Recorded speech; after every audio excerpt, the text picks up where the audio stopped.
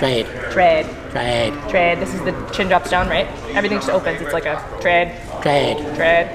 So is it against? It's the pure E. Against.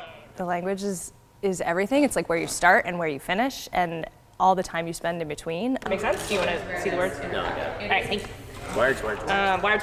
As a company that adheres to original staging practices, it became obvious to us that what is more original, if you want to use that word, than hearing the play the way it would have sounded in Shakespeare's time. That builds stronger than either the mason, the shipwright, or the carpenter.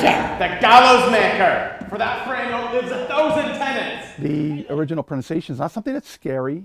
It's just something that is different.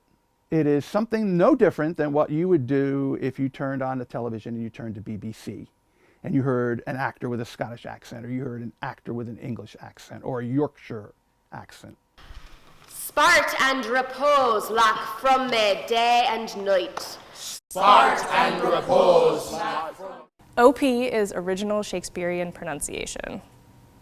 In original pronunciation, the vowels live deeper in your body, so it has this reputation for sounding like a sexy pirate voice. That's something you hear sometimes, or like a common man, which is how I prefer to view it. It's instead of taking that like Olivier Gielgud thing, where everything is like up here and declaimed, original pronunciation is all low in your body, and it's all like, it's relatable and emotional and kind of gritty and guttural and dirty, and to me, it's real. So first regular, then OP, great. Anon he finds him, Paris at Priam drives, in rage strikes wide, but with the whiff and wind of his fell sword, the unnerved father falls. Anon he finds him, Paris at Priam drives, in rage strikes wide, but with the whiff and wind of his fell sword, the unnerved father falls. Tom, being in the Shakespeare field, was aware of Ben Crystal and his father, David Crystal. So you have Ben, the actor, and David, the linguist, who sort of became this dynamic duo. Tom reached out to them, and we were tremendously lucky to bring in Ben Crystal to work with the cast of Merchant of Venice, and we're able to tackle original pronunciation from both angles. What I observed from Ben working with it is it was a lot of movement, a lot of engaging with your body, a lot of trusting yourself. Yeah, they're tremendous and like huge celebrities in the field. We owe a huge debt to both of those guys. There's a daisy. I would give you some violets, but they withered all when my father died.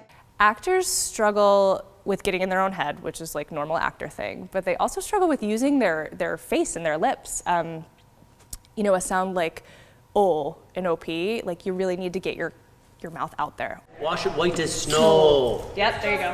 Snow. And I think when people can see how fun it is, you know, and that's what I think a lot of Shakespeare lacks sometimes, is a sense of joy and a sense of fun.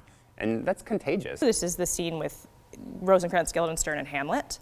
So they're talking about, Guildenstern says, "Appy in that way are not over appy, on Fortune's cap we are not the very button," right? So fortune sounds more like farten in OP. Hamlet goes on, "Nor the soles of her shoe." Rosencrantz says, "Nether, my lord." So we've already got a pun with neither becoming nether, so we're headed south. Hamlet says, "Then you live about her waist or in the middle of her favor." Guildenstern, "Faith, or private's way." Here we go, this is the payoff. Hamlet, "In the sacred parts of Farton." Yeah, almost true. So in Hamlet, which is like something we respect as the most like important work of literature, yeah, I got some secret fart jokes when you do OP. For us at BSF, the joy of Shakespeare comes from the language.